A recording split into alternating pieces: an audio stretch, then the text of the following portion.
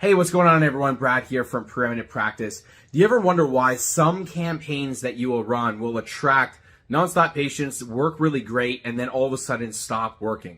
Well, in this video, I'm going to share with you why that happens and what you can do about it.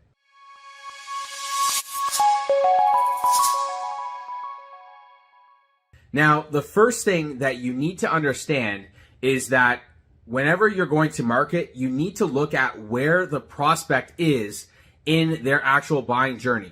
This is what we call high and low emotional state buyers. Low emotional state buyers are less problem aware than high emotional state buyers. High emotional state are more solution aware and realize that they need to take action on it.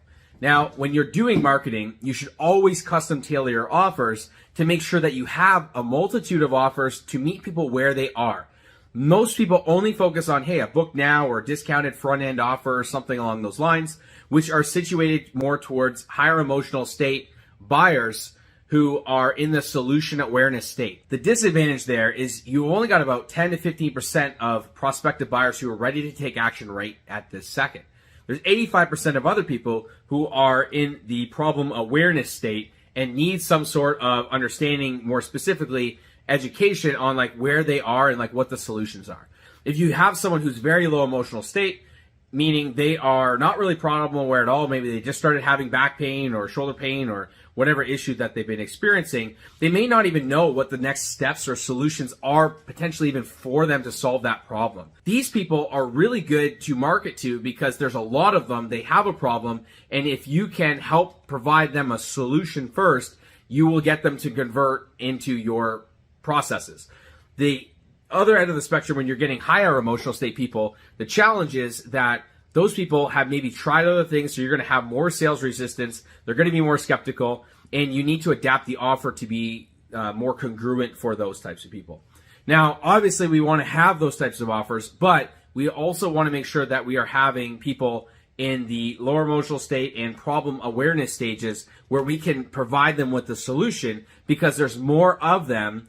And ultimately, there's less competition because everyone is not marketing for the same thing. Now, in the high emotional state area, what happens is generally people have never ran ads before, or maybe they've ran them before, but inconsistently, will get some sort of agency to help them or coaching program, and they're feeling super great.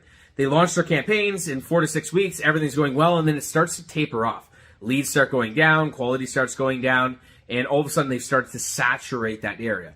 Part of the reason that happens is because you've ran out of solution aware people in that area.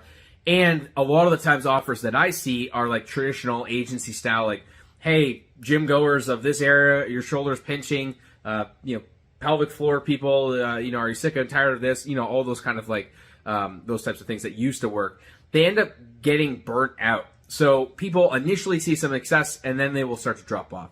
Now, one thing that we do in our campaigns for those specifically is we create a lot of different positioning of the ads.